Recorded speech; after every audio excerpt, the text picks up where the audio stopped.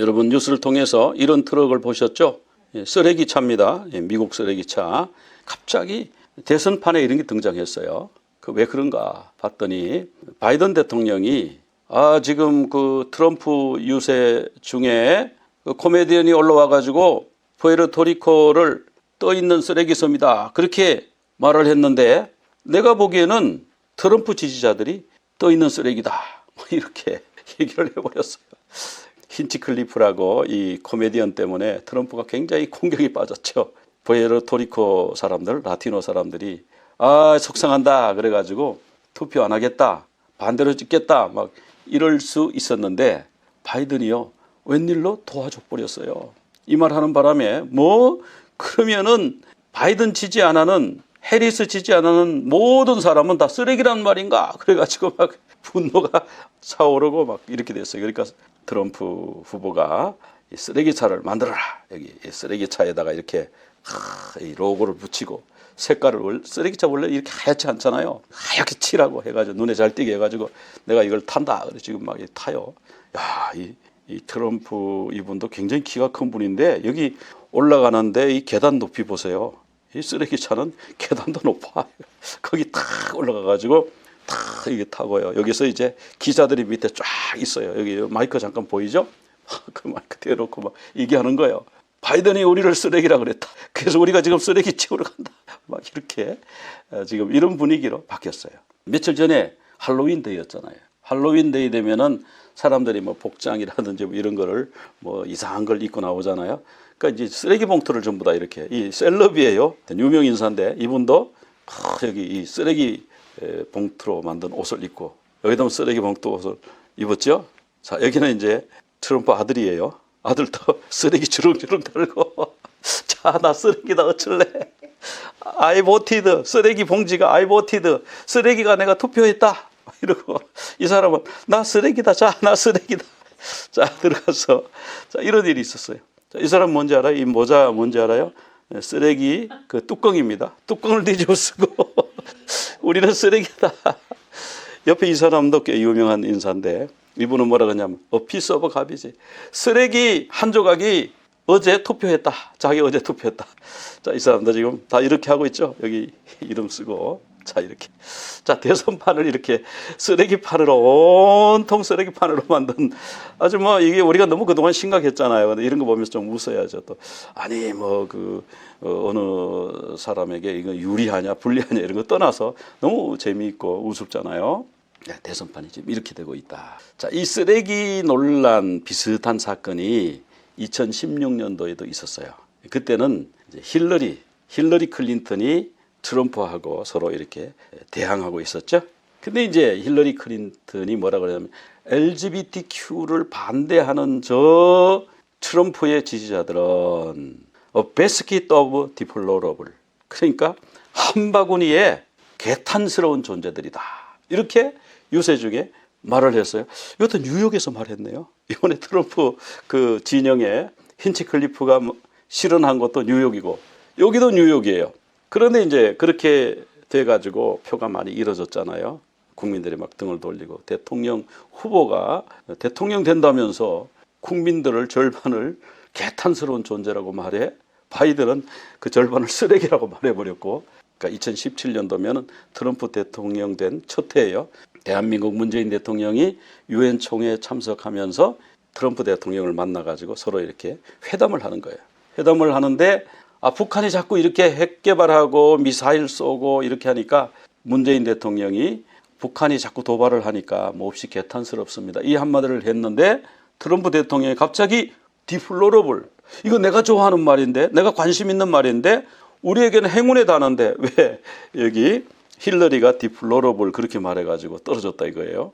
야, 그런 단어를 내가 부탁도 안 했는데 어떻게 그렇게 해주시냐, 너무 고맙다 막. 그래서 대통령이 뻥 쪘을 거예요. 문재인 대통령이 내가 뭐라 그랬다고 이런. 근데 이게 왜 그러냐면 이제 통역이 개탄스럽다 이 말을 디플로러블이라고 통역을 한 거예요. 그래서 2016년도에 이런 일이 있었고 지금 2024년도에 이런 일이 있었는데 뭐 결과는 이제 며칠 있으면 알게 되죠. 지금 박빙이다 그래요. 전국 지지율을 보면 트럼프가 0.2% 앞선다. RCP 요거는요 전체 한 100여 개 되는 것 같아요. 그 선거 여론조사 업체들이 쫙 리스트가 많더라고요. 제가 세보진 않았어요. 50개 넘어요. 한 100여 개 되는 것 같은데 그거를 전부 합쳐가지고 평균을 낸 거예요. 그러니까 어느 게 쪽집게처럼 딱 맞추는 통계도 있을지 모르지만 이거는 그냥 평균입니다. 추세니까. 근데 이걸 더 믿을 수 있지 않나. 근데 올해는 지금 0.2% 전국적으로 앞서 있다고 나오는데 2020년도 바이든하고 붙었을 때는 바이든이 7.2% 이긴다고 나왔고요. 2016년도에는 다 클린턴 된다고 그랬어요. 힐러리 클린턴이 얼마나 똑똑하냐. 대통령 부인이었다. 뭐 그렇게 해서 아주 그 엘리트 여자 대통령 유리천장이라고 그러죠. 여자들은 대통령 못 되나. 그래서 이번에 여자 대통령 밀자. 막 이렇게 됐을 때 클린턴이 1.8% 우세할 때예요. 그런 거 보면은 전국 지지율도 지금 이전에 두 번 대선에 비해서 성적표가 나쁜 게 아닙니다. 0.2%가. 그러니까 자꾸 트럼프 우세라고 언론에서 이제 말을 바꾸는 거예요. 그리고 밑에 쭉 나오는 게 이제 경합주인데 플로리다는요. 원래 민주당 주였는데 공화당 주로 바뀌어버렸어요. 지금 8.5%를 앞서간다고 맨 밑에 줄입니다. 그렇게 돼 있잖아요. 그리고 여기 나오는 오하이오도 그렇게 바뀌어버렸고 근데 여기 이제 7개 주 있잖아요. 위스콘신, 펜실베니아, 또 미시간, 애리조나, 네바다, 노스캐롤라이나, 조지아. 요거 지금 7개 경합주라 그러는데 여기서도 보면은 2개 주는 해리스가 앞서고 있습니다. 나머지 7개 주를 트럼프가 앞서고 있고요. 그게 2020년도하고 비교해 보면요. 2020년도에는 그 7개 주를 바이든이 싹 쓸어갔어요. 근데 올해는 트럼프가 2개 주에서 밀린다. 또 어떨 때는 또 하루 이틀 되면 또 이게 바뀌고 이래요. 그래서 어쨌든 2020년보다는 트럼프가 많이 지금 우세하다. 지금 이제 그렇게 보여지고 어쩌면 압승을 할 수 있다. 이렇게까지 보여지는데 이게 지금 사전 투표를 하고 있잖아요. 우편 투표. 미리미리 해가지고 한 달 넘도록 투표를 해요 지금. 그렇게 하니까 도대체 그게 어떻게 되려는지. 그래서 그게 좀 열어봐야 되는데 그때까지 우리가 계속 기도해야 될 그런 상황입니다. 경합주에서는 1.1% 정도 트럼프가 앞서는 걸로 돼 있고요. 처음에는 이렇게 압승한다. 트럼프가 압승한다. 이렇게 통계가 나왔어요. 312석까지 가능하다. 그런데 지금 해리스가 위스콘신하고 미시간 오른쪽에 초록색 네모가 있죠. 그 안에 2주를 가져감으로 인해서 251대 287 이렇게 지금 예상이 된다. 근데 이거는 이제 막상 뚜껑을 열어봐야 압니다. 근데 지금 추세가 평균을 내면 추세가 이렇다는 것이고요. 그 만약 이렇게 해서 트럼프가 대통령이 되면 레드 스윕이 된다. 상원은 공화당이 지금 가져가는 걸로 돼 있어요. 지금까지는 상원에 그 민주당이 51, 공화당이 49 그랬잖아요. 한 표가 부족해서 상원에서 늘 민주당이 우세했습니다. 그런데 이번에는 민주당이 몇 석을 잃을 것 같다. 그럼 공화당이 더 표를 많이 가져가면 이것도 이제 빨간색. 그 다음에 하우스, 여기 하원에서도 공화당이 표를 좀 더 많이 가져갈 것 같다. 이렇게 해서 세 군데가 대통령, 상원, 하원 모두 다 공화당으로 가면 레드 스윕, 모두 다 민주당으로 가면 블루 스윕 이렇게 얘기하죠. 근데 지금 레드 스윕 조짐이 있다. 이건 다 사람들이 예측하는 거고 생각하는 거고 하나님께서 역사하여 주옵소서. 우리는 끝까지 기도해야 될 줄로 믿습니다. 말씀 살펴보겠습니다. 자, 오늘 여기 말씀해 보면은 7머리, 7산, 7왕 이런 얘기가 나오는데 예전에 여러 번 설명을 드렸습니다. 근데 7왕은 7나라를 의미하기도 한다. 그래서 7제국으로 저는 해석을 하려고 해요. 그래서 애굽, 아수르, 바벨론, 지금 아수르 살펴보고 있습니다. 현재는 바벨론, 바사, 그다음에 헬라. 이 헬라는 성경에 잘 나오지 않죠. 로마는 성경에 나와요. 그래서 이 7제국을 다 살펴보면요. 이스라엘 역사 전체가 보여요. 로마 제국, 헬라 제국을 흡수하고 지중해 전체. 그때로 말하면 세계 전체를 로마가 통일한 거나 마찬가지예요. 그러다 이 로마가 쪼개졌죠. 동로마, 서로마 쪼개지고. 서로마는 힘을 잃고 멸망했죠. 동로마는 오래오래 살아남았는데 오스만 제국에 흡수가 됐습니다. 그래가지고 1922년도까지 동로마 제국 지역을 오스만 터키 이슬람 제국이 지배를 했습니다. 자, 그리고 1923년부터 지금까지가 열국시대. 원래 여기가 이 중동 지역이 원래 한 나라였어요. 1922년까지는 한 나라였는데 세계 1차 세계대전, 2차 세계대전 지나면서 여기 많은 나라가 독립했죠. 뭐 이라크, 시리아, 뭐 요르단, 바레인, 뭐 사우디아라비아, 후티가 있는 여기 뭐죠, 예멘, 뭐 여러 나라로 쪼개지고 독립하고 막 그랬잖아요. 그래서 열국시대가 왔다는 게 바로 그런 게 성경이 그러니까 정확하게 말씀하고 있는 겁니다. 근데 언제나 이제 성경에서 주의하고 있는 거, 관심 갖고 조심해야 된다고 말씀하는 그 나라는 제국의 형태예요. 이 제국이 항상 이스라엘을 압제했거든요. 애굽이 제국으로서 이스라엘을 노동자로 강제 노동시키고 그렇게 했잖아요. 아수르가 그렇게 했잖아요. 이스라엘 멸망시켰잖아요. 바벨론이 유다를 멸망시켰잖아요. 자, 마지막에는 로마가 그렇게 이스라엘을 그렇게 하고 또 이슬람 제국이 이스라엘을 완전히 수백 년, 1922년까지 그래서 1948년에 이스라엘이 독립했습니다. 그때까지는 거기 이슬람 땅이었고 그게 제국 땅이었어요. 오스만 제국 땅. 그럼 이 제국은 뭐냐 하면 단일한 어떤 나라를 제국이라고 하지 않아요. 그러니까 여러 나라를 정복해가지고 그 여러 나라를 전체주의적인 체제로 다스리는 게 제국이잖아요. 그럼 오늘날에도 제국이 있을까? 제국이 있습니다. 중국 어떻습니까? 중국이 한 나라처럼 여겨지죠. 그죠? 그리고 공산당이 있잖아요. 공산당원이 뭐 1억 명 정도 된다고 그래요. 그 공산당이 모든 걸 다 결정하는 거예요. 근데 거기에 51개 소수민족이 있잖아요. 그리고 여러 나라가 흡수되어 들어갔잖아요. 몽골 땅을 딱 점령해가지고 여기 내 땅 딱 이렇게 하고 신장 위구르는 원래 중국 사람들하고요 체형이 완전히 다릅니다. 옛날에 어떤 선교사님이 위구르 선교를 하는데 위구르족 한 30명 되는 것 같아요. 한 30명 되는 그 무용단 그 선교사님이니까 그 음악단을 조직해가지고요 한국에 교회를 방문했어요. 근데 보니까 완전 백인이에요.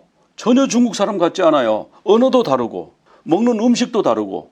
근데 그분들한테 우리 애국가도 가르치고 한국의 뭐 고향의 법 이런 것도 가르치고 찬송가도 가르치고 해가지고 교회 앞에 한 30명 서가지고요 그 위구르 복장을 입고 탁 찬양하고 너무 아름답고 멋있더라고요. 근데 전혀 중국스럽지가 않아요. 근데 그 위구르를 중국 공산당이 딱 점령해가 이거 내 땅. 티벳이 어때요? 티벳도 중국하고 달랐죠. 티벳도 점령해가 이거 내 땅. 북한은 그냥 점령은 안 했지만 자기들 아래 놓고 조공국가처럼 그렇게 그런 관계로 지금 있잖아요. 그러니까 중국이 이게 제국의 특성을 갖고 있어요. 러시아는 소련이 완전 제국이었잖아요. 소련이. 근데 이 좌파들 중에서는요 미국을 제국주의자라 그러는데 미국은 제국이 될 수가 없어요. 소련은 보세요. 그 옆에 뭐 폴란드, 뭐 우크라이나, 또 거기 뭐 조지아, 아르메니아 뭐 이런 나라 동구권 전체를 점령해가지고 탱크로 딱 점령해가지고 소련, 소비에트 유니언 탁 해가지고 자기네 한 나라처럼 했잖아요. 스탈린 탁 해가지고 반대하면 다 죽이고 뭐. 거기도 제국이었습니다. 소련 무너졌지 않습니까? 무너졌죠. 러시아가 또 지금 제국의 모습에 지금 어떤 그런 모습을 드러내고 있죠. 제국의 모습을 드러내고 있어요. 그래서 지금 우크라이나 쳐도 벨라루스라고 그 백러시아 거기에다는 핵무기까지 줘가지고 저 위험하면 핵 써. 뭐 이렇게 해가지고 거기도 핵 주고 지금 그 옆에 발트 3국 고기를 딱 점령해서 먹으면 여기도 우리 땅이 넓어지는 데가 지금 거기 지금 정복하려고 계획을 세운다 생각을 갖고 있다 이런 얘기 들리잖아요. 그러니까 러시아도 꼭 그 제국의 모습을 갖추려고 애를 써요. 그러니까 미국은 왜 제국이 아니냐? 미국은요 일단 대통령이 마음대로 할 수 있는 게 없어요. 대통령이 마음대로 하려면은 상원과 하원을 다 장악을 해야 되고요. 이 사법 시스템까지 다 장악을 하면 대통령 마음대로 할 수 있어요. 근데 미국은 상원 나눠져 있죠. 하원도 나눠져 있죠. 대통령 따로 돼 있죠. 사법 시스템 따로 돼 있죠. 거기다가 주가 50개 주가 다 나눠져가 주가 나라처럼 다 작동을 하기 때문에 어떤 사람들은 미국을 자꾸 마지막 제국이라 그러는데 이게 미국 현재 시스템으로는 제국이 될 수가 없습니다. 그리고 여기는 인민민주주의 공화국처럼 무늬만 민주주의가 아니고 진짜 민주주의예요. 국민이 투표해서 뽑아요. 근데 거기서 이제 부정투표하고 이러면 안 되죠. 그래서 어쨌든 미국은 제국주의처럼 큰 나라긴 하지만 제국주의적인 그런 특징을 갖고 있는 건 아니다. 영국이 제국주의 그런 거 좀 했었고요. 프랑스도 그랬고 다 그랬어요. 근데 이 마지막에도 이 제국이 나라를 온 세계를 지구를 통치하게 될 텐데 지금까지 역사상 존재하는 제국은 다 어느 지역을 중심으로 존재했습니다. 근데 마지막 제국은요, 전 세계적으로 글로벌리즘이다. 전체주의적 시스템을 가지고 전 세계적으로 하는데 그게 무엇이 그것을 가능하게 하냐면 AI로 이제 통제가 가능합니다. 그 다음에 이 마지막 제국은 종교적 통치 이념을 가지게 될 것이다. 계시록에 보면 짐승이 땅에서 올라오죠. 음녀가 다스리죠. 이거는 종교적인 통치를 하는 거예요. 그래서 자기들이 중요하게 생각하는 아젠다가 있잖아요. 차별하지 마. 그런데 예수 이름으로만 구원받습니다. 이러면 차별금지법. 그러면 예수 안 믿는 사람들은 다 구원 못 받는단 말이지. 너희들은 범법자야. 이렇게 되잖아요. 왜 남자 여자 자꾸 구별을 해? 차별을 해. 그러니까 너희들은 범죄자야. 이렇게 지금 그런 식으로 가고 있죠. 지금 그렇게 가고 있는. 결국 마지막 시대의 제국은요, 종교적이에요. 반성경적이고 신성모독이고 하나님이 창조하신 창조 원리를 무시하고 자기들이 거의 신적 존재로 그렇게 되는 거죠. 그리고 여러 나라와 민족들이 공제하지만 성경에 보면 서로 섞이지는 않는다. 다니엘서에 나오죠. 그리고 여자의 후손에게 적대적이에요. 여자의 후손은 누구냐면 유대인들하고 기독교가 여자의 후손이에요. 여기서 이제 변질된 배교한 사람들 말고 순수하게 성경적인 신앙을 가지고 있는 사람들은요, 적대적으로 대우를 받을 수밖에 없다. 그 다음에 짐승의 표가 나오게 되고 그걸 받지 않으면 매매가 금지되고 짐승의 형상을 숭배하지 않으면 죽게 된다. 이것이 이제 계시록에 나오는 마지막 제국의 모습이죠. 자, 이스라엘은 제국이 된 적이 있는가? 이스라엘은 제국이 된 적이 없습니다. 제국이 되려고 그랬는데 쪼개졌죠. 쪼개져가지고 931년에 쪼개졌는데 북이스라엘, 남유다 이렇게 쪼개졌는데 왜 쪼개졌냐면 솔로몬 때문에 쪼개졌어요. 우리가 생각할 때는 솔로몬이 그때 뭐 너무 지혜롭고 뭐 예루살렘에 뭐 금이 그렇게 흔하고 너무너무 훌륭한 왕이야 그렇게 생각했는데요. 사실 알고 보면 그건 아니고 우리가 껍데기만 보고 자꾸 그러는 거예요. 실상은 그게 아니고요. 솔로몬이 우상을 숭배했어요. 솔로몬이 어떻게 우상을 숭배하느냐? 다윗의 아들인데 다윗은 그렇게 하나님을 사랑해서 하나님의 마음에 합한 자였는데 어떻게 솔로몬이 우상을 숭배하게 됐냐 하면요. 주변 나라들하고 정략 결혼을 했어요. 애굽의 공주를 아내로 삼았어요. 제가 지난번에도 말씀드렸는데 애굽의 공주가 올 때 절대 혼자 오지 않습니다. 수십 명 내지 수백 명의 수행을 데리고 와요. 옷 만들어주는 사람, 옷 세탁해주는 사람, 뭐 옷 입혀서 의전 담당하는 사람, 뭐 신발 뭐 챙기는 사람, 뭐 화장해주는 사람, 밥 짓는 사람, 설거지하는 사람, 아프면 또 의사도 데려와요. 의원도 데리고. 그 다음에 고향 생각나고 눈물 날 때 자기들이 믿던 신한테 제사하고 예배해야죠. 그러니까 사제들 데리고 수십 명, 수백 명들. 그런데 이 솔로몬이 애굽의 공주와만 결혼했으면 뭐 어느 선에서 끝날 수도 있었을 텐데 주변에 있는 모든 나라들하고 다 사돈을 맺었어요. 여기 모압, 암몬, 에돔, 시돈, 헷 이런 여인들을 다 아내로 맞죠. 그러면 그 공주가 그 왕비가 사는 집을 만들어 줘야 되잖아요. 그러면 그 집에 공주만 사는 게 아니고 또 거기 수없이 많은 시녀들과 또 뭐 거기 그런 역관 통역하는 사람도 있어야 될 테고 뭐 여러 사람들이 살면 그 다 집을 하나의 촌락처럼 만들어 줘야 되지 않겠어요? 여기는 뭐 암몬에서 온 뭐 공주 마을 뭐 이렇게만. 그러니까 백성들이 계속 궁궐 짓느라고 공사하느라고 등골이 휘어지는 거예요.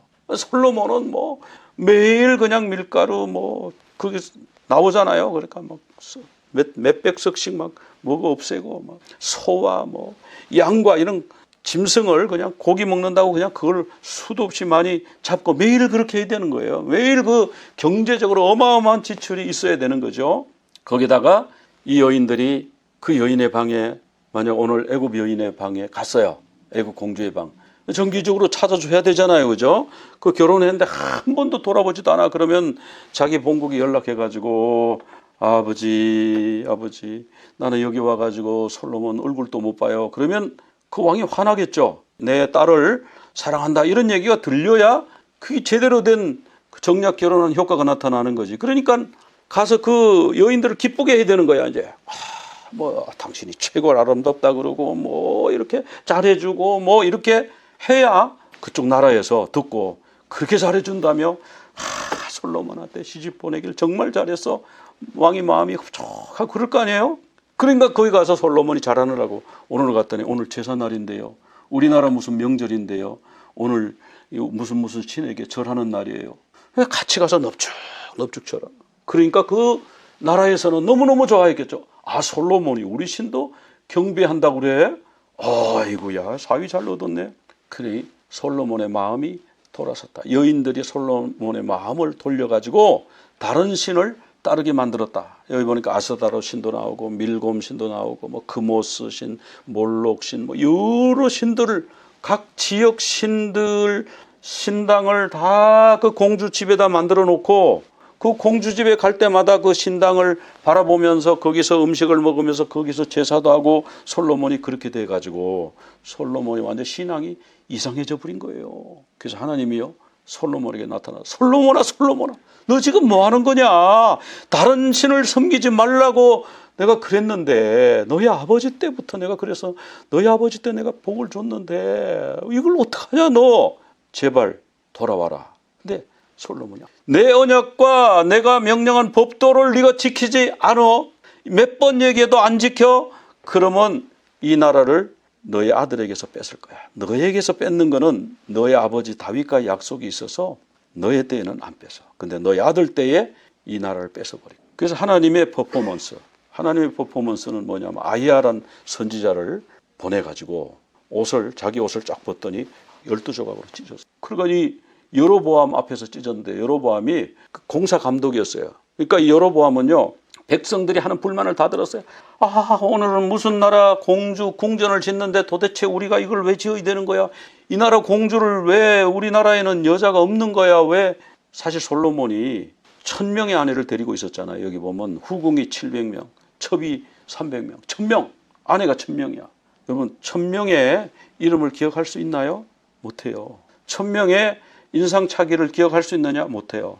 그리고 지금 이 많은 사람들이 후궁이라고 그러고 왕의 첩이라고 그러고 다 우리가 섬겨야 되는데 뭐 누구 지나간다 그러면 처음 보는 사람인데 뭐 고개 숙이고 왕 때문에 이렇게 해야 되고 뭐 거기 뭐 공사도 해줘야 되고 이게 뭐냐 이런 소리를 늘 들으면서 공사 감독을 하던 여로보암인데 그 사람 앞에 아히야가 나타나가지고 자기 옷을 벗더니 12조각으로 쫙쫙 찢어져가지고 자 너 10개 가져 탁 받아 이게 뭡니까 지금 이거 왜 멀쩡한 옷을 찢어가지고 날 10개나 줍니까 이러니까 앞으로 너 10지파를 다스릴 거거든.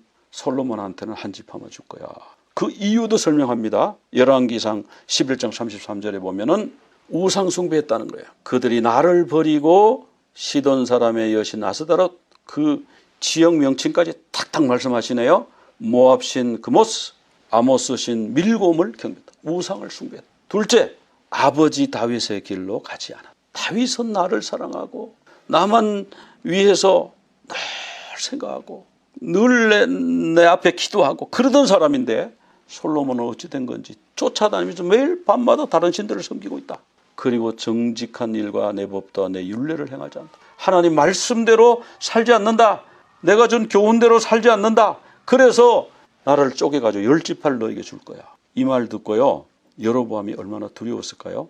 애굽으로 도망을 가고 이 소식이 솔로몬의 귀에 들어갔어요. 여로보암이 뭐 10조각을 가져가? 뭐 선지자가 그런 짓을 해? 그럼 여기서 솔로몬이 깨닫고 빨리 회개해야지. 주여 나를 쪼개신다니요. 이게 다 제 탓입니다. 용서해 주십시오. 지금이라도 제가 돌아섭니다. 두 손 들고 천부의 의지 없어서 손 들고 돌아옵니다. 그랬으면은 그게 또 그런 일이 안 일어났을 거예요. 근데 원이 여로보암 이거 잡아와. 그래가지고 여로보암이 겁이 나가지고요. 애굽으로 도망을 가 있었잖아요. 그리고 이제 솔로몬이 여로보암이 왕이 죽었다 그러니까 이스라엘로 돌아왔어요. 그러니까 백성들이 여로보암한테 와가지고 10지파의 왕이 되실 분이 아니냐. 그러니까 가서 르호보암이거든요. 솔로몬 아들 르호보암한테 가가지고 우리가 그동안 공사하느라고 너무너무 힘들었는데 공사 좀 줄이겠다고 약속을 받아줬어요. 만약 공사 줄인다 그러면 뭐 10지파 쪼개가지고 그럴 거 뭐 있어요. 그냥 한 나라를 그냥 살지. 그래 나도 그래. 나도 뭐 왕 되려고 그러는 건 아니니까. 그래서 르호보암한테 갔어요. 가가지고 그 얘기를 했어요. 우리가 공사하느라고 너무너무 왕께서 여러 나라의 공주를 데려다가 부인 삼는 바람에 궁궐 짓고 하느라고 우리가 너무너무 힘들었으니까 이제 공사 좀 그만한다고 좀 해주십시오. 르호보암이 이거를 원로 대신들을 나이 많은 대신들을 불러놓고 물었어요. 그랬더니 원로 대신들이 다 고개를 끄덕끄덕하면서 그거 맞는 말입니다. 백성들이 너무 그동안 고생했어요. 그게 이제 공사 안 하면 돼요. 공사 안 하고 집에서 자기 일 하고 좀 쉬라고 그러세요. 그러면 그들이 뭐 나라 쪼갠다 만다 이런 흉흉한 소문이 있는데 그런 거 일어나지 않고 다 영원히 왕의 백성이 될 수 있습니다. 그런데 이 르호보암은 기분이 딱 나쁜 거예요. 뭐? 여로보암이 앞장서 가지고 왔잖아 이거 뭔가 뒤에 계획이 있어. 아주 이것들이 아주 그냥 우리를 그냥 왕을 우습게 알고 그래서 자기가 같이 자라난 사람들 김정은도 자기 친구가 있잖아요. 친구 없는 사람 없잖아요. 자기가 막 학교 다닐 때 친구들 뭐 이런 사람도 있잖아요. 그러니까 자기가 같이 자랄 때 친하게 지내던 젊은 그룹 사람들을 모아놓고 그 얘기를 했더니 맞습니다. 이게 여로보암이 앞장선 거 보세요. 그거 당장 그거 저게 눌러갖고 딱 찍소리도 못하게 딱 눌러야지. 그거 그냥 틀어줬다가는 그냥 나라가 엉망됩니다. 기강이 다 없어져요. 군기가 다 빠지고 나라 기강이 다 허물어져요. 그들에게 이렇게 말하세요. 내 새끼손가락이 우리 아버지 허리보다 굵어. 아버지는 채찍으로 했지만 나는 정갈 채찍으로 너희를 징계할 거야. 뭐 공사를 줄여줘 어림없는 얘기하지 마. 콱 눌러놓으세요. 그래가지고 르호보암이 그냥 콱 눌렀어요.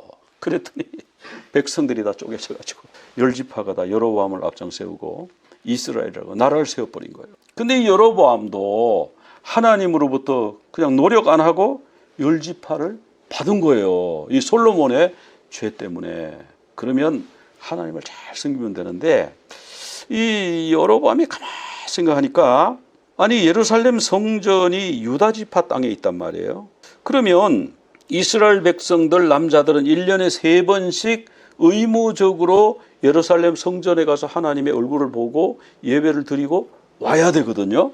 그럼 1년에 3번씩 여기 내려가서 올라올 때 마음이 변해가지고 날 죽이면 어떡하지? 그리고 이 나라를 르호보암한테 갖다 바치면 어떡하지? 그래가지고 안 되겠다. 국경을 닫아. 국경을 닫고 1년에 3번 올라가는 거 없어. 한 명도 못 올라가. 그 대신에 우리나라의 남쪽에 예루살렘 바로 위에다가 베델에다가 신전을 하나 짓고 저 끝에 단에다가 신전 하나 짓고 거기에다가 송아지 금송아지 신상을 딱 만들어 놓고 자 우리 아론 대제사장 알지? 1대 아론 대제사장께서 금송아지 만들어 놓고 섬겼던 거 알지? 우리가 거기서 막 춤추고 얼마나 즐거웠어. 그 신이 송아지 신이 우리를 애굽에서 인도해냈다 그러면서 거기서 막 그랬지. 그 신이 우리를 애굽에서 인도해냈거든. 그게 바로 하나님이야. 이 송아지가 하나님의 형상이야. 그러놓고 백성들을 보고 여기 가라는 거야. 그러니까 백성들이 이게 갑자기 무슨 얘기야 이거. 그리고 거기 제사장들이나 뭐 레위인 이런 사람들이 막 반발하는 거야. 왕이 어떻게 그럴 수 있습니까? 그러니까 너희들 다 오늘부로 해고 You are fired. 막 이렇게 하고는 자 전국에 제사장 모집합니다. 제사장 지원하세요. 레위인 지원하세요. 그래가지고 자기가 지원받아갖고는 사람을 자기가 막 세워가지고 제사장 레위인 만들고 1월 15일 그때 6월절 되면 올라가잖아 너희들 거기. 그러니까 우리는 2월 15일 날 하는 거야. 2월 15일. 7월 15일 날 초막절이라고 너희들 예루살렘 올라가지. 우리는 8월 15일이야. 한 달씩 늦게 해갖고 예루살렘 올라가려고 뭐 이렇게 아니 우리는 날짜가 한 달 바뀌었다니까. 다음 달 하는 거라니까. 다음 달 베델과 단에서 하는 거다. 날짜를 변경했죠. 날짜를 변경해가지고 송아지를 숭배하도록 그렇게 만들었어요. 이것이 여기서 끝나지 않고 처음부터 끝까지 이 범죄 여로보암의 죄가 계속됐어요. 이렇게 되면 하나님이 이 민족을 어떻게 손을 보시는가, 이스라엘을 어떻게 손을 보시는가 하는 것이 이제 오늘 아람과 아수르입니다. 이 아람은요 원래 노아의 아들 셈의 아들이에요. 그러니까 노아의 손자 중에 그 밑에 아람이 있죠. 아람. 그리고 엘람이 나옵니다. 엘람이 어디냐면 지금 이란이에요. 이란에 원래 이런 페르시아거든요. 페르시아 사람들 엘람 사람들이 바로 셈족이에요. 노아의 후손이에요. 그 다음에 아수르도 지금 보면 셈의 후손이잖아요. 아르박삭, 이 아르박삭은 나중에 이 강을 건너와서 히브리인이 됐잖아요. 지금 히브리인은 아르박삭이에요. 그 다음에 거기 아람이 있죠, 그죠? 아람. 그 시리아 지역에 사는 사람이 아람족이에요. 다 셈의 아들들인데, 자, 이들이 통일왕국 시대, 사울 시대는 어땠느냐? 사울 시대는 여기 아람이 있죠? 붉은 원 안에 요 아람을 사울이 아람을 딱 눌렀어요. 아람이 뭐 움찔움찔하면 사울이 딱 군대를 몰고 가면 다 아이고 다 손들고 아이고 우리 더 이상 안 그러겠습니다. 그래서 가는 곳마다 이겼어요. 아람이 아주 약했어요. 그다음에 다윗 시대에는요 아람 사람을 여러 번 쳐서 죽이고 나중에 아람 사람이 다윗의 종이 돼서 조공을 바쳤다니까요. 조공국이에요 여기가. 여러 군데서 나옵니다. 다윗은 아람을 쳤고요. 아람 사람이 다윗을 두려워했고요. 도망가고 그랬어요. 그렇게 이스라엘은 강한 나라였고 아람은 늘 도망다니고 뭐 이러기만 했는데 솔로몬이 우상을 숭배하니까 아람이 커서요. 열왕기상 11장 23절에 보면 솔로몬의 대적이 되는 거예요. 이제는 적수가 될 만큼 컸어 이제. 그래서 11장 25절에 보면 이 아람 왕 르손이요. 수리아가 아람이거든요. 아람 왕이 돼가지고 이스라엘을 대적하고 미워하였더라. 이 적대 관계를 가진 나라가 점점점 힘이 강해져. 왜? 솔로몬의 우상 숭배 때문에. 그 다음에 이제 아합이 여로보암의 죄에다가 더해서 바알과 아세라를 숭배하는 죄를 더했습니다. 이걸 전 국토에 보급했는데 이게 왜 이렇게 됐냐면은 솔로몬 때부터 아람이 점점 강해지고 자꾸 이렇게 그 국경 주변을 자꾸 넘어와서 마을을 습격하고 약탈해가고 이러니까 아람을 견제해야 되겠다. 그래가지고 이 오물이라고 하는 왕이요. 그 옆에 있는 시돈이 지금은 레바논이에요. 레바논은 무역을 해가지고 돈을 많이 버는 나라인데 그 시돈에 무역해서 번 돈하고 그 힘을 이용해서 아람을 쳐야 되겠다. 아람을 눌러야 되겠다. 그래가지고 시돈의 그 왕 엣바알의 딸 이세벨과 아들을 결혼시켰는데 아들이 아합이잖아요. 아합과 이세벨이 결혼했어요. 선조, 아버지가 그렇게 만든 거예요. 목적은 다메섹을 누르기 위해서, 아람 다메섹을 누르기 위해서. 근데 이제 이 이세벨이 올 때 혼자 안 오고 많은 바알 제사장과 아세라 제사장을 데리고 왔죠. 그래서 전국에 바알 제사장 450명, 아세라 제사장 400명이라고 했잖아. 850명, 그 좁은 땅덩어리에 850명의 바알 아세라 제사장들이 쫙 깔려서니까 전국의 마을마다 그냥 산당이 선 거예요. 바알 산당, 아세라 산당 이렇게 막 선 거예요. 그리고 백성들이 다 거기 가서 거기 가면 복 받는다 그러니까 거기 가서 막 절하고 전국토가 우상 숭배 장소가 됐어요. 뭐 하기 위해서 그랬죠? 목적이 아람을 누르기 위해서. 그런데요, 그 일을 했던 그 아합 시대에 아람이요 딱 쳐들어와 가지고 이스라엘의 변방을 딱 점령을 해버린 거예요. 그러니까 요 아람을 내쫓아야 되는데 혼자서 전쟁하기는 그렇고 그래서 어떻게 했냐? 남쪽에 유다가 있잖아요. 유다하고 이스라엘하고 관계가 안 좋은데 우리가 관계 안 좋게 그럴 거 뭐 있습니까? 우리 사도 맺읍시다. 나하고 이세벨하고 그 사이에 아달랴라고 하는 딸이 있는데 그 공주가 있는데 그 공주하고 여호사밧 왕 요람하고 결혼시킵시다. 우리 사돈합시다. 그 아합이 그렇게 제안을 하니까 여호사밧이 가만 보니까 괜찮아 제안이. 그렇게 합시다. 그래가지고 거기 또 결혼 동맹을 맺었어요. 그 목적이 뭐예요? 아람을 누르기 위해서. 오로지 목적은 아람을 누르기 위해서 그렇게 했어요. 그래서 이제 이 아람이 여기 길랏 라못이라고 하는 이곳을 점령을 해버린 거예요. 그러니까 이 남쪽에서 여호사밧이 사마리아로 왔죠. 와가지고 이제 연합군을 편성을 해가지고 나가려고 그러는데 미가야라고 하는 선지자가 반대하는 거예요. 왕이시여 이번에 나가면 백성들이 목 잡는 양처럼 다 뿔뿔이 흩어져요. 목자가 없어져요. 그러니까 이런 불길한 예언하지 마라. 다른 선지자들 불러와라. 다른 선지자들은 왕이시여 이번에 나가면 이깁니다. 이렇게 한 거예요. 다 이깁니다. 걱정하지 마세요. 이 거짓 선지자는 항상 그렇게 말해요. 그래 나갔어요. 전쟁터에 길랏 라못 전투가 붙었는데 여호사밧에게는 왕복을 입히고 남유다 왕에게는 왕복을 입히고 자기는 왕복을 입으면 적군이 화살을 쏘든지 포위를 하니까 자기는 평복 일반 군인복을 입고 전차 있죠. 전차 타고 이렇게 간 거예요. 그래 이 아람 군대가 보니까 저기 왕이 있다. 그래 왕 가보니까요. 왕의 얼굴을 아는데 이게 왕이 아니다 이렇게 된 거예요. 그 왕이 아니라는 거 어떻게 아느냐 하는 게 또 그 스토리가 있는데 그 지난번에 말씀 제가 드렸는데 여기 벤하닷이라고 하는 이 사람을 잡았는데 다 죽일 수 있었어요. 근데 풀어줬어요. 벤하닷이 뭐냐? 우린 형제 아닙니까? 형제 맞아요.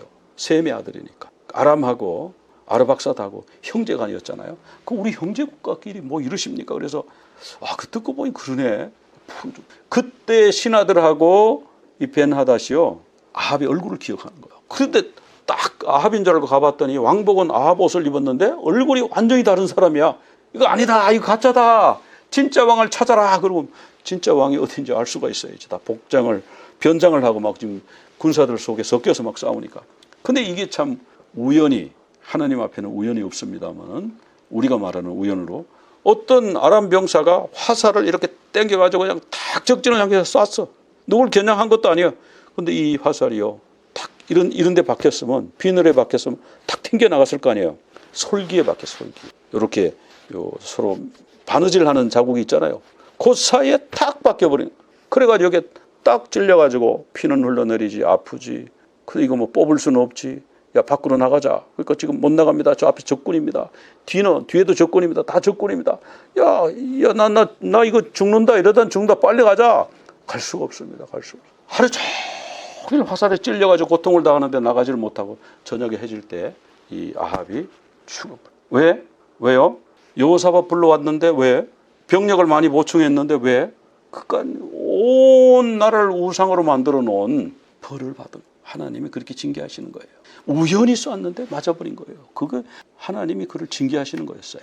그리고 하나님이 엘리야에게 미션을 주셨는데 아람에 다메섹은 여기 아람을 말하는 아람에 가서 하사엘에게 기름 부으라. 하나님이 아람도 쓰신다는 거 알 수가 있죠. 적국이라고 안 쓰시는 게 아니에요. 하나님 적국도 쓰세요. 러시아도 쓰시고요. 북한도 쓰시고요. 중국도 쓰세요. 하나님은 중국보다 크신 분이에요. 하나님 적국 아람에 가서 기름 부어가지고 왕 세워. 이스라엘 예후를 기름 부어서 왕 세워. 그리고 엘리사에게 기름 부어서 너희 후계자로 삼아. 근데 그 목적이 나와요. 목적이 뭐냐면 아람의 하사엘의 칼을 피하는 자는 이스라엘의 예후가 죽일 것이고 예후의 칼을 피하는 자는 엘리사가 죽이리라. 이게 하나님이 범죄하는 나라를 징계하시는 다루는 방법이 바로 아람을 들어 쓰시고 예후 같은 사람을 쓰시고 엘리사를 쓰신다 그러는 거예요. 그래서 이 하사엘을 세웠는데 하사엘이 얼마나 나쁜 짓을 많이 했는지 몰라요. 처음에 이 엘리사가 기름 부으러 가가지고 그의 얼굴을 빤히 보면서 눈물을 흘렸죠. 네가 우리 성에 불을 지르고 장정들은 칼로 죽이고 어린아이를 메어치고 아이벤 부녀의 배를 가르겠구나. 네가 이를 어떡한다. 하나님이 이런 사람을 기름 부으라고 그러는데 이걸 어떡한다. 그대로요. 이 하사엘이 이스라엘을 엄청나게 학대를 했어요. 왜 그랬어요?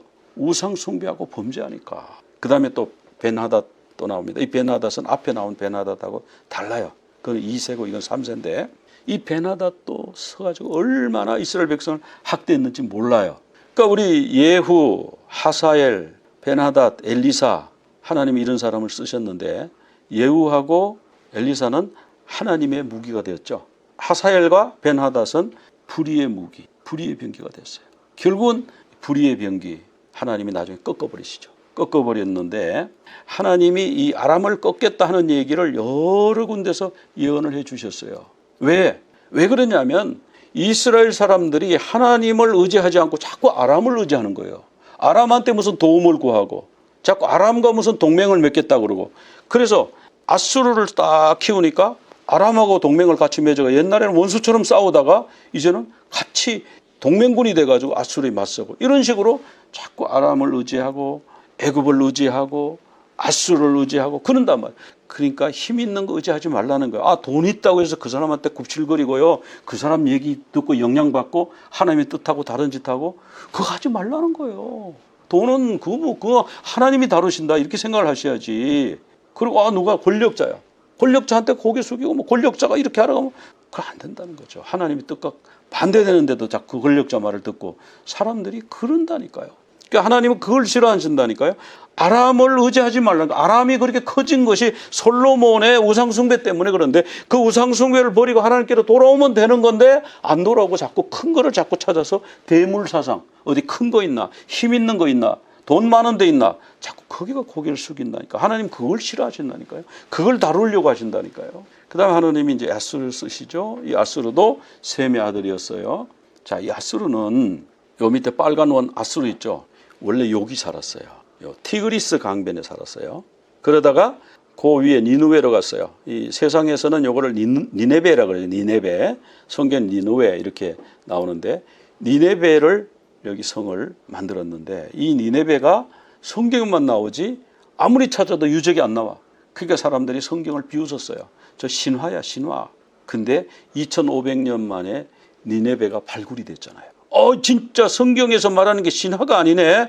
그냥 뭐 옛날에 뭐 뜬구름 잡는 그런 소설 시가 아니네. 이건 진짜 팩트를 기록한 거네. 사람들이 그때 다시 한번 뒤통수를 한번 맞은 거예요.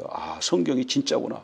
이 니네베가요 지금 모술이잖아요. 이라크의 모술에 가면은 니네베 유적이 쫙 있어요. 지금 모술입니다 거기가. 그러다가 니네베에서 전성기를 맞았는데 나중에 바벨론한테 쫓겨가지고 하란으로 도망을 가서 하란에서 망했죠. 하란도 우리가 잘 아는 거죠. 여기 아브라함이 하란 거쳐가지고 왔죠. 그럼 아수르는 왜 하나님이 세우시는가? 보니까 아람을 너무 의존해. 이스라엘 백성이 아람이 조금 커지니까 아람이 자기들보다 형편 없을 때는 그때는 뭐 하나님 잘 믿고 그럴 때는 그때는 큰 문제가 안 됐는데 하나님을 안 믿고 우상을 숭배해서 아람을 좀 키워서 주변을 자꾸 정복도 하고 힘들게 하면 하나님 잘못했습니다 이렇게 해야 되는데 아람을 이제 가가지고 아람하고 우리 잘 지내자 그러고 자꾸 이렇게 하고 옆에 다른 나라하고 또 뭐 이렇게 해가지고 아람 견제한다고 그러고 자꾸 자기들 힘으로 뭘 해보려고 하니까 하나님이 얘들이 이거 안 되겠네. 아수르를 한번 내려보내봐. 그 아수르를 내려보내가지고 아합 때 아수르가 내려왔잖아요. 이게 중요한 의미가 있는 거예요. 어느 왕 때 아수르가 내려왔냐? 아합 때 내려온 거야. 아람이 어느 때 이스라엘한테 대적하기 시작했냐면 솔로몬 때인 거예요. 그래서 아수르가 이렇게 내려와서 점점 나중에 아수르가 이스라엘을 멸망시켜버리죠.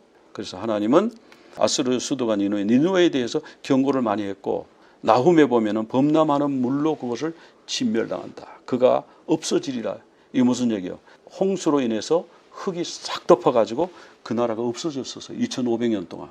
그 사람들이 이거 니누웨 이거 완전히 흙으라고 그랬어요. 뭐 요나가 뭐 니누웨 가서 뭐 복음을 전했다는데 없는데 어떻게 복음을 전하냐. 사람들이 그런 식으로 믿었다니까. 근데 나중에 딱 발굴해 보니까 여기가 니누웨네 니네베네. 그래갖고요. 성경이 진짜구나 이런 걸 알았다. 그럼 하나님은 아람을 들어서 이스라엘을 괴롭히고 아수르를 들어서 이스라엘을 나중에 멸망시키고 이렇게 하셨는데 그 성경에 아수르의 역할이 나와요. 내 진노의 막대기요 내 손에 몽둥이의 분노라. 즉 이스라엘 백성들이 우상을 섬기고 잘못 나갈 때에 아수르를 보내서 이스라엘을 쳐서 주여 우리가 잘못했습니다. 주님께로 돌아오겠습니다. 이렇게 되기를 하나님은 원하셨는데 그들이 끝까지 회개하지 않고 또 아수르는 뭐예요? 이스라엘을 적당히 패라 그랬는데 아예 그냥 완전히 막 죽도록 때리는 거야. 그래서 하나님이 아수르 너는 허다한 나라 파괴하는 데만 너는 아예 골몰하는구나. 너는 있는 대로 나라만 보이면 다 파괴하고 다 그냥 너희 제국으로 만들려고 그러지. 그러니까 아수르도 결국 하나님이 멸망시켜요. 그들의 눈이 너무 높아졌다. 그럼 하나님 왜 아수르를 들어쓰다가 또 버리시고 뭐 아람을 들어쓰다가 버리시고 그러세요? 도끼가 찍는 자가 뭐 들어서 큰 나무도 찍고 작은 나무도 찍고 뭐 어떤 나라가 그냥 도끼 안 쓰고 그렇게도 하지. 그 도끼 주인 마음이지. 톱으로 켜는 사람 마음이지. 토기장이 마음이지. 토기장이 어떤 물건은 귀한 그릇, 어떤 물건은 어떤 도자기는 싸구려, 어떤 도자기는 크고 어떤 도자기는 작고 토기장이 마음이잖아. 여기서 그 말씀하고 계시잖아요. 하나님이 그렇게 들어 쓰신다는 거예요. 하나님이 경영하신다는 거예요. 하나님이 경영하시니까 누가 그것을 바꾸겠느냐. 그런데요. 하나님의 마음을 바꾸는 사람이 있어요. 다윗이에요. 다윗이 백향목 궁에 이렇게 살면서 마음이 늘 자책이 되는 거야. 나는 이렇게 훌륭한 궁궐을 지어놓고 사는데 하나님의 집은 저렇게 천막이네. 휘장 가운데 하나님을 모셔놓고 있네. 그 성막이 휘장이었잖아요. 성막이 하나님이 내려와서 이스라엘 백성과 거주하는 공간이 성막이잖아요. 그러니까 저 하나님의 집을 잘 지어야 되는데. 근데 하나님은요. 그 마음을 보시고 감동을 받으신 거예요. 다윗 너 어떻게 나를 다 생각하냐? 너 정말 너무 귀하다. 내가 애굽에서 너희들이 나올 때부터 내가 계속 천막 속에, 이 성막 속에서 너희들과 함께 다녔는데 내가 언제 제대로 된 건물 하나 지어다오 언제 그랬느냐. 내가 아무한테도 그런 말 한 적 없고 너한테도 한 적 없는데 너는 어떻게 그런 기특한 생각을 했어? 그래서요, 하나님이 마음이 감동이 된 거예요. 그래서 다윗이 전쟁을 많이 했기 때문에 손에 피가 많이 묻었으니까 네 손으로 성전 짓는 것은 마땅치가 않다. 그래서 솔로몬이 짓게 하고 하나님이 그 대신 다윗에게 엄청난 복을 주셨는데 너의 후손을 세워서 너의 나라를 견고하게 할 거다.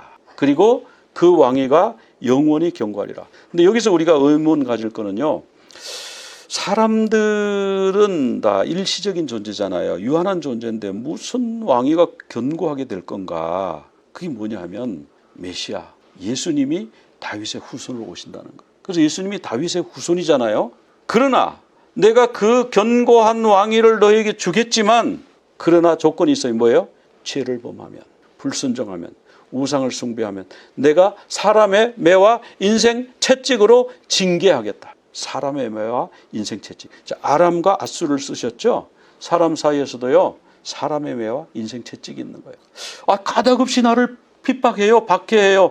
희한한 일이 있어요. 이거 이해가 안 돼. 논리적으로 이해가 안 돼. 그런 일이 있었잖아요. 그건 뭐예요? 사람의 매와 인생 채찍인 거라. 그 일 때 하나님 왜 이렇게 하세요?